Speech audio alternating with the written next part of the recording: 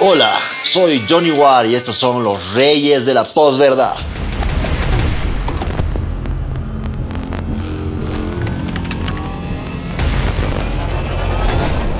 ¿Cómo están, chicos? Estamos acá en una nueva edición de los Reyes de la Posverdad. Yo soy Johnny War, estamos con Kiara San Pablo. Aquí vamos a analizar el tema de Ucrania cronológicamente y luego unos temas. ¿Cómo estás, Kiara? ¿Qué dices? Todo bien, un placer estar aquí. Bueno, el placer es nuestro.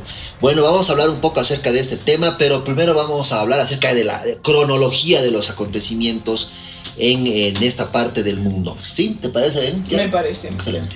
Bueno, hay que iniciar con que en 2004 en Ucrania ocurre la llamada Revolución Naranja.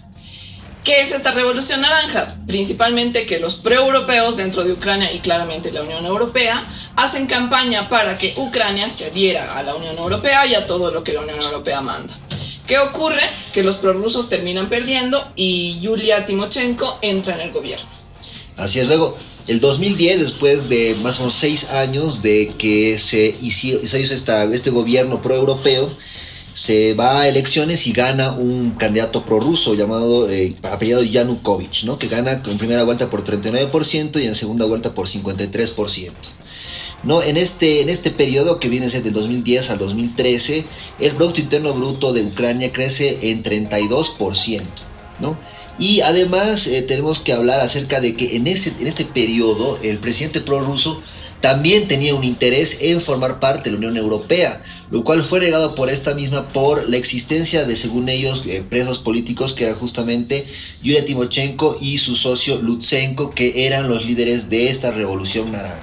Bueno, ya en 2014 sucede lo que se denomina Euromaidán, que es básicamente como la revolución de las pititas, pero en versión Ucrania. ¿Qué ocurre? Que estando el presidente prorruso en el gobierno, estallan, si así se le puede decir, una serie de pequeñas manifestaciones en el país y posteriormente son apoyadas por los militares. ¿Qué querían estas manifestaciones? Querían que el presidente prorruso salga del gobierno.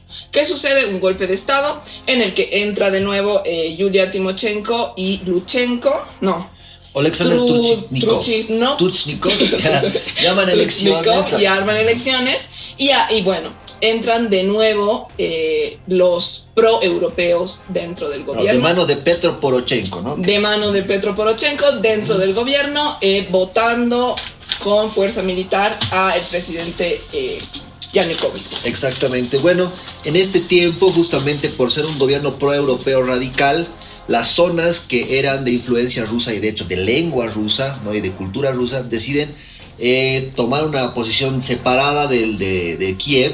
Y por ejemplo pasa el referéndum de Crimea, ¿no? Crimea es esa pequeña península que está en el sur de Ucrania, que pertenece culturalmente a Rusia, ¿no? A la cultura rusa. Se habla ruso. Exacto, se habla ruso y ellos se consideran rusos, no se consideran ucranianos. Por lo que hacen un referéndum y deciden pertenecer a Rusia y no a Ucrania. Entonces Rusia toma la decisión de posicionar sus tropas ahí y asegurar la independencia de Crimea y la anexión de esta al territorio ruso. ¿Y qué ocurre después de esto? Ya en 2014, con todo esto que había ocurrido, había una tensión muy fuerte de los ucranianos contra los rusos, con su idioma, contra su cultura y contra todo esto. Entonces, ¿qué ocurre? Los rusos se rebelan e intentan de alguna manera hacer que el Estado haga que se respete su cultura y su idioma. Dentro de esto se firman los llamados acuerdos de Minsk, que tienen como propósito de alguna manera hacer respetar la autonomía de la parte de Crimea. Y bueno, sí, en 2018... En 2018, bueno, se lee, en realidad les explicamos bien esto, en las regiones de Donbass, que son la parte que no se terminó de independizar de Ucrania, como lo fue Crimea, se dieron sucesos de genocidio, ¿no? Por parte de los ucranianos que querían limitar la existencia de la cultura rusa. Los acuerdos de Minsk fueron para asegurar que haya un cierto respeto, ¿no? Por estas culturas. Y lo que ocurre es que en 2018 se abroga una ley constitucional en la que se permitía el habla rusa y también otras hablas locales, y además prácticas de hablar y otros idiomas aparte del ucraniano. Por lo que si tú eras hablante de cualquier otro idioma que no era el ucraniano, estabas prácticamente en contra de la ley, eras un delincuente. Por lo que ellos estaban autorizando el genocidio en las zonas de Donetsk y Lugansk, ¿no? En el Donbass. ¿no? Entonces eso permitió que, bueno, el 2018... El 2018 ya Ucrania oficialmente declara sus intenciones de pertenecer a la OTAN y además a la Unión Europea, desde la reforma constitucional que acabamos de explicar, ¿no? Desde esa reforma como que de alguna manera aplastante hacia la cultura y población que se anexaba más al lado ruso. Uh-huh. Entonces, desde esa aplaste constitucional más o menos que se les hace, deciden unirse a la OTAN y a la Unión Europea, como Ucrania.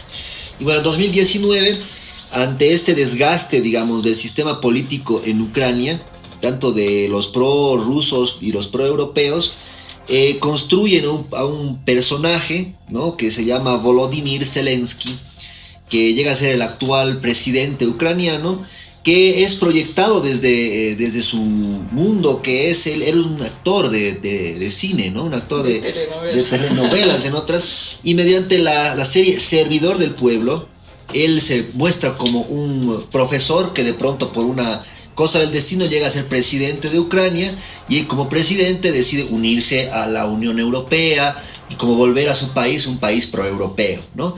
Y bueno, a través de toda esta manipulación mediática de esta serie que fue muy famosa en Ucrania, este señor Volodymyr Zelensky se lanza a la candidatura presidencial y gana con un 73% las elecciones en 2019, pero aclaremos que se había limitado a la participación de las regiones no ucranianas, o sea, digamos, de habla rusa y de cultura rusa, en el este, para que no participen en estas elecciones, que es una cifra considerable de población. Por lo tanto, esta cifra de 73% se debe a eso. Entonces Zelensky en el poder decide profundizar el proyecto de la unificación de Ucrania a la OTAN. Y bueno, ya en el 2021 esta telenovela se quiere volver realidad y Zelensky empieza a hacer gestiones, ¿no? En ese sentido, Rusia hace una advertencia de que el este ya de Ucrania había decidido independizarse de Ucrania. Entonces Putin y Rusia reconocen la independencia del este de Ucrania, y ahí es cuando el 24 de febrero de este año Rusia decide apoyar a las repúblicas que se han hecho independientes e invadir el territorio de Ucrania, ¿no? Así es, así estamos ahora en pleno desarrollo, vemos ahorita cómo está la guerra en el frente, ¿no? Y de momento, bueno, el avance ruso es bastante amplio, está a punto de tomar la capital Kiev, pero hasta el día de hoy seguimos con la situación en pleno desarrollo, ¿no? Y bueno, también es importante puntualizar que desde 2014, a pesar de que los protocolos de Minsk que les expliqué antes fueron firmados, hubieron muchos asesinatos en contra de la población que tiene cultura rusa dentro de Ucrania, ¿no? Entonces incluso se llegó a hablar de genocidios porque hubieron muchos asesinatos que fueron encubiertos por el Estado, y muchos grupos pronazis, muchos grupos nacionalistas dentro de Ucrania que atacaron y siguen atacando desde 2014 a toda esta población. Es importante también puntualizar eso. Más o menos se calcula que son 14,000 las víctimas en el territorio prorruso del este de Ucrania, que han sido las víctimas, ¿no?, de la incursión ucraniana en el intento por eliminar la cultura rusa de su territorio. O sea, han ejercido un genocidio y una limpieza étnica. Sistemático. Bueno, y ese es el resumen muy escueto y muy rápido de lo que está pasando ahora mismo en Ucrania y lo que pasó desde 2004, ¿no? Y que ha derivado de toda esta situación. Bueno, ahora después de esta cronología... Te voy a sacar la mano. ¿Qué opinas, Kiara, de todo lo que está pasando en Ucrania? ¿Qué lectura tienes? Opino que primeramente es algo simbólico que haya un país que sea capaz de sacarle la a Estados Unidos, al imperio norteamericano. Y es simbólico sobre todo para nuestros países. ¿Por qué? Porque Estados Unidos siempre nos está haciendo golpes de Estado, nos está saqueando, nos está imponiendo gobiernos, y es la primera vez después de mucho tiempo que alguien se le impone al gobierno, bueno, al imperio norteamericano y al capitalismo norteamericano, y de alguna manera podemos pensar en que si esta guerra acaba con una Rusia más fortalecida, y una parte, digamos, soviética más fortalecida y una China más fortalecida que también tiene que ver, podemos aspirar a un nuevo sistema civilizatorio que no sea con el papá de Estados Unidos haciendo lo que quiere con todos nosotros, ¿no? Bueno, hay que comprender también que Estados Unidos tiene un aparataje cultural enorme que disfraza muchas veces sus intereses reales mediante discursos que tienen que ver con la libertad, con la democracia, con el bienestar de la humanidad, ¿verdad? Pero al mismo tiempo, lo único que buscan son sus intereses personales. Ahora, yo no estoy de acuerdo con ningún tipo de guerra, y creo que tú tampoco. Creo que nadie está de acuerdo con que las personas inocentes, los civiles, sufran los intereses geopolíticos de los grandes factores, ¿no?, económicos, las empresas, los bancos, ¿no?, los especuladores financieros. Por lo tanto, tenemos que ver desde el punto de vista más pragmático qué es lo que está ocurriendo en el este de Europa, ¿no? Sí, bueno, también en ese sentido creo que nadie está feliz con que ninguna población, ningún pueblo muera, ningún pueblo se vea involucrado en la guerra. Pero ¿qué sucede? ¿Qué pasa en todo el mundo todos los días? ¿Saben cuántas personas se mueren en Haití por pobreza generada por el imperio norteamericano? A nadie le interesa eso, a nadie le interesa la pobreza que genera y bueno, las muertes que generan todos los bloqueos y sanciones que hace Estados Unidos contra los países que no están de acuerdo y no se alinean a sus medidas, y eso ocurre todos los días. De alguna manera también hay que pensar en los procesos históricos como tales y pensar, en este caso, estas muertes, hay que tener claro, las están provocando Estados Unidos. ¿Por qué las está provocando Estados Unidos? Porque Estados Unidos, con su gran aliado la OTAN, es quien está provocando a Rusia y es quien ha provocado esta guerra. A Rusia no le interesa tener esta guerra, ¿no? Y eso hay que dejarlo claro. Pero no olvidemos que no solo es de una manera, digamos, tan inocua, ¿no?, estas muertes que ocurren por intereses de Estados Unidos y de Occidente. En el mismo lapso que se está dando esta incursión rusa en Ucrania, con sus propios intereses, su propio discurso, ponerle, pero está ocurriendo también un genocidio en Yemen, ¿no? Estamos viendo cómo Arabia Saudita, que es un gobierno totalitario, teocrático, una monarquía medieval, está cometiendo un genocidio inconmensurable con el pueblo yemení y nadie dice nada. Lo mismo pasa en Libia, lo mismo pasa con la ocupación palestina.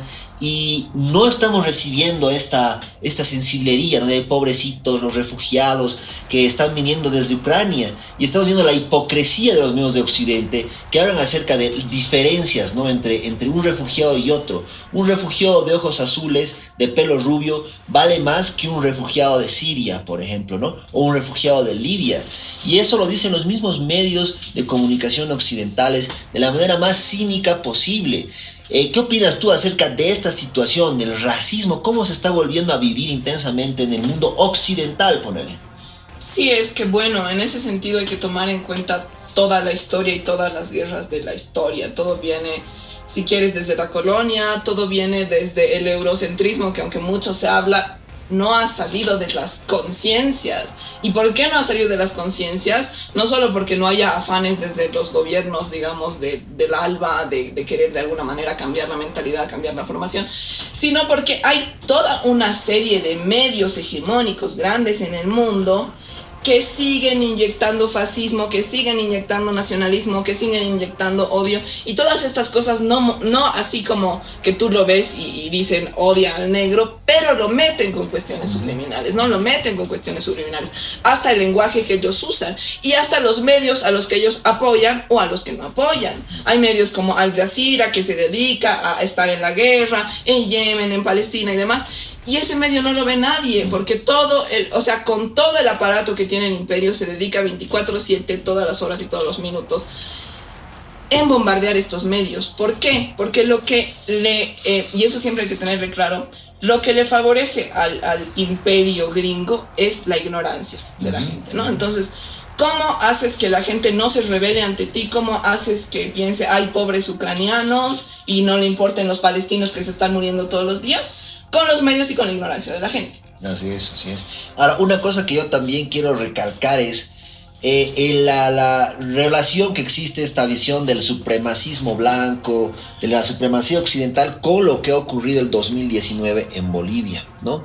Ustedes se recuerdan cómo ha habido una especie de acceso de ultrarracismo en Bolivia durante esa época en que ser indígena prácticamente era un pecado, en que el ejército tenía el permiso de agarrarte a tiros simplemente por verte rasgos indígenas, que teníamos un gabinete golpista donde no había un solo indígena y había más personas con apellidos europeos lejanísimos que gente que tiene que ver con nuestra cultura y con la mayoría de nuestra población, ¿no?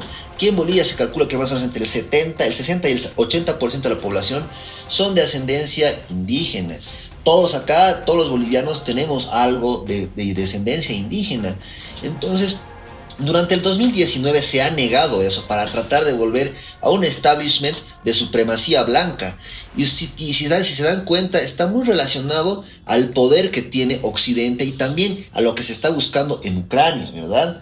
¿No? A una especie de ultra radicalismo del patriotismo blanco. Eso es lo que pasa en el este de Ucrania. Grupos neonazis que matan gente por no pertenecer a esta cultura occidental, ¿verdad? Sí, sí, es algo importante lo que tú tocas, porque bueno, de alguna manera hay gente aquí incluso en Latinoamérica que dice, no, es que al final igual Rusia es un imperio y Estados Unidos es un imperio y es una batalla entre dos imperios y nosotros, ¿por qué tendríamos que meternos? Y ahí hay que pensar bien qué es el capitalismo norteamericano y qué está planteando Rusia y qué está planteando China, que es distinto. De alguna manera Estados Unidos, y por eso Putin decía esto de desnazificar, que me gusta mucho, está planteando y es el primer creador y padre de toda esta doctrina, bueno, no creador y padre, pero es el que más lo ha reforzado, toda esta doctrina nazi, de decir, nacionalismo, los otros que vienen, xenofobia, nos invaden, son malos, los morenitos, los negritos y todos esos, son malos porque se meten en nuestro territorio. Rusia y China son imperios, sí, pero están planteando un imperialismo totalmente distinto que no es igual al capitalismo. No, multipolar, están planteando un planeta multipolar, ¿no? Aunque no hay una hegemonía blanca universal, ¿no? Y de principio están respetando mucho más los temas culturales y mucho más los temas, recordemos los acuerdos que se hacen cada 5 años, me parece, entre los países en la COP26 fue la última, climáticos. Los únicos que han reducido sus emisiones de carbono han sido Rusia y China, porque Estados Unidos y Europa se siguen, como decimos vulgarmente, cagando en la tapa y no hacen nada. Entonces hay que ver eso, hay que ver qué te plantea este imperio y qué te plantea este otro imperio. Los dos son imperios, claramente. Pero ¿qué queremos nosotros? Pero lo importante es entender quiénes somos en este conflicto, dónde estamos parados, cuál es nuestro posicionamiento.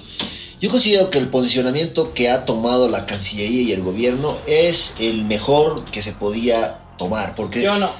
Yo explico por qué. Porque nosotros somos un país que no tenemos nada que ver en la pugna, no estamos en Europa, somos un país pequeño, somos un país que tiene sus propios intereses y también tenemos nuestra propia área de influencia. Nosotros tenemos que cuidar más la cuestión de la patria grande. Yo creo que es nuestra visión. Tenemos que entender una cosa: nosotros no somos occidentales ni tampoco somos rusos, ¿ya? Somos latinoamericanos, somos bolivianos y nosotros tenemos que cuidar nuestra visión y nuestra proyección geopolítica a futuro. Yo creo que es considerable el poder hacer tratos de manera coherente con todos con los factores que quieran hacer negocios, no que nos quieran imponer nada. ¿Tú qué opinas, Kiara? Y yo opino que no es correcto de ninguna manera lo que se ha tomado, esta posición neutral que se ha tomado. ¿Por qué? No solo por el hecho de ser digno como país, que tú puedes decir, bueno, al final hay cuestiones económicas que nos pueden jugar en contra y eso pesa más que la dignidad de Estado en algún punto, sino por un tema estratégico. Cuando tú te declaras neutral, les restas el mínimo que sea nuestro apoyo, pero les restas ese mínimo apoyo a Rusia, que está peleando contra Estados Unidos. O sea, le estás restando al único que tiene la potestad de oponerse a quien te roba y a quien te ha matado hace un año. Entonces, estás restando el apoyo a ese único que no estamos diciendo Putin, te amamos, Putin tiene muchas cosas en las que no podemos estar de acuerdo o estar de acuerdo, pero yo me refiero a un tema estratégico. Hay que entender la geopolítica, el globo. Nosotros, queramos o no, tengamos más poder o no, somos parte de este globo. Mañana, si dejamos que el imperio norteamericano siga siendo más grande, ¿a quién nos va a costar? No creo que tanto a Rusia, sino a nosotros. Nos van a seguir matando y nos van a seguir haciendo golpes de Estado. El hecho de apoyar a Rusia es estratégico. ¿Por qué? Porque apoyas a que debiliten al imperio norteamericano, que es quien en última instancia nos debilita a nosotros. Entonces, por ese lado yo diría que no es estratégico quedarse neutrales en estos casos. ¿Por qué? Preguntémonos, Venezuela, que le han intentado hacer tantos golpes de Estado, sigue ahí y sigue apoyando a Rusia. ¿Por qué Cuba lo hace? Para mí, en ese sentido, es estratégico, además de moral, el hecho de no quedarse neutrales entre estos casos. Y un poco refuto como última instancia, digamos, de esto, porque tenemos que entender que Bolivia, a pesar de que tenemos toda la energía revolucionaria en nuestro espíritu, somos un pueblo bravo y somos un pueblo que hemos luchado siempre por ser un pueblo digno. Lastimosamente no tenemos los factores para poder resistir, por ejemplo, una invasión militar de Estados Unidos, ¿no? Cosa que, por ejemplo, Venezuela y Cuba tienen más chances para poder soportar. Tienen ejércitos mejor preparados, tienen servicios de inteligencia mucho más desarrollados. Todavía nosotros no estamos en la capacidad de poder hacerle frente a poderes tan grandes. Eso no, hemos ¿Pero visto tú crees que nos bancaríamos? Por eso de justamente apoyar públicamente hoy a Rusia. ¿Tú crees que nos bancaríamos una invasión militar mañana? No, pero podríamos tener sanciones muy complicadas que eso nos debilitaría. Eso sí, claro. eso sí. Entonces esas sanciones nosotros tenemos que pensar pragmáticamente en el bienestar de nuestra población, que es lo más importante que tenemos, ¿no? Es el capital más importante que tenemos, el capital humano. A corto o a largo plazo el bienestar de la población también. Lo que tenemos que hacer, yo creo, es pensar justamente en situaciones que en el futuro puedan darse así, ya tener una planificación estratégica para poder justamente tener una posición un poco más, claro, más clara y además como defendiendo nuestros propios intereses de desarrollo, ¿no? Y de momento hay que pensar nuestra posición pragmáticamente, pero tampoco en la cuestión de ser cobardes, ¿no? Nosotros sabemos que justamente Estados Unidos ha abusado de nuestra posición de ser débiles para saquearnos, ¿no? Para sus fines internos, sus fines personales como país. Entonces nosotros sabemos, si bien esa instancia, pero deberíamos ya comenzar a pensar en poder crear mecanismos para poder aguantar o por lo menos oponer algún tipo de resistencia a los caprichos, a los intereses que tiene el imperio estadounidense en la región. Sí, yo creo que está bien eso de decir ya, como Estado, tal vez tienes razón, tal vez no tenemos la fuerza suficiente, pero al mismo tiempo, ¿cómo tú consigues tener esa fuerza suficiente? ¿Cómo Fidel Castro, cómo Hugo Chávez tuvieron esa fuerza para enfrentarse al imperio? Justamente porque del momento uno dejaron de pactar con el imperio, hicieron su propio sistema, su propia economía. Más o Tienes menos razón en el sentido, no es estratégico, o sea, probablemente Cuba ahora era mismo. socia de la Unión Soviética, ahora ya no existe más, ¿no? Claro, o sea, tú tienes que ver el momento histórico, pero tienes que tener fuerza como Estado. Y si no labras por un lado la fuerza como Estado, no esperes en algún día poder oponerte a los gringos, porque nunca vas a poder, ¿no es Eso es cierto. Lo que deberíamos ver es justamente encontrar áreas estratégicas de cooperación con países que no se oponen a nuestro desarrollo, justamente con China. Y Rusia y China Rusia. en esta pandemia han probado apoyarnos, ¿no? Eso es totalmente cierto. Y ellos también comprenden que nuestra posición es bastante complicada. Y ellos no necesitan tampoco nuestro apoyo físico, militar, son países completamente autosuficientes. No podemos apoyarlos militarmente, a los rusos y a los chinos, pero nuestro pueblo sí me parece que tiene un apoyo por esta cuestión de la hermandad en contra del imperialismo anglo-occidental, ¿no? En que nosotros estamos inmersos como la última rueda de la carreta, ¿no? Y que nos tratan como si fuéramos sus colonias bananeras. Sin embargo, como lo había dicho antes, nuestra posición ya pragmática como Estado tiene que ser distinta. Tenemos que portarnos con responsabilidad con nuestra población y evitar sanciones de los países occidentales que están desesperados, están en una situación de histeria por la guerra que está en Ucrania, porque Rusia es una potencia militar nuclear, la principal potencia nuclear del mundo. Y bueno, pero también, perdón, habíamos hablado, y creo que en eso estábamos de acuerdo, ¿no? Una cosa es la posición como Estado y la otra cosa es la posición como pueblo. Claro, justamente lo que digo, ¿no? Pero hay que hallarle justamente ese equilibrio, ¿no? O sea, nosotros como Estado no podemos poner en riesgo a nuestra población, a pesar que un grueso de nuestra población esté de acuerdo en apoyar políticas que están en contra del imperialismo anglo-occidental, ¿verdad? Y bueno, creo que ese es el debate que hemos tenido el día de hoy. Interesante. Muy interesante. Les invitamos a ustedes a que nos pongan aquí abajo sus sugerencias, sus opiniones y que, bueno, nos acompañen en las redes de los Reyes de la Post, ¿verdad? Johnny War les saluda acá y me despido. Kiara, ¿quieres decir algo? Nada, un placer que nos hayan escuchado, si es que nos han escuchado. Bueno, seguro que nos vas a acompañar en otra edición de estas. Y Seguramente. bueno, un placer. Les mando un gran saludo a todos a nuestros seguidores y a nuestros haters también que están por ahí, que muchos están ahí seguramente escribiendo cosas en contra de lo que opinamos. Les mandamos un gran abrazo desde el corazón también a ustedes. Y un abrazo pues. Nos vemos la siguiente.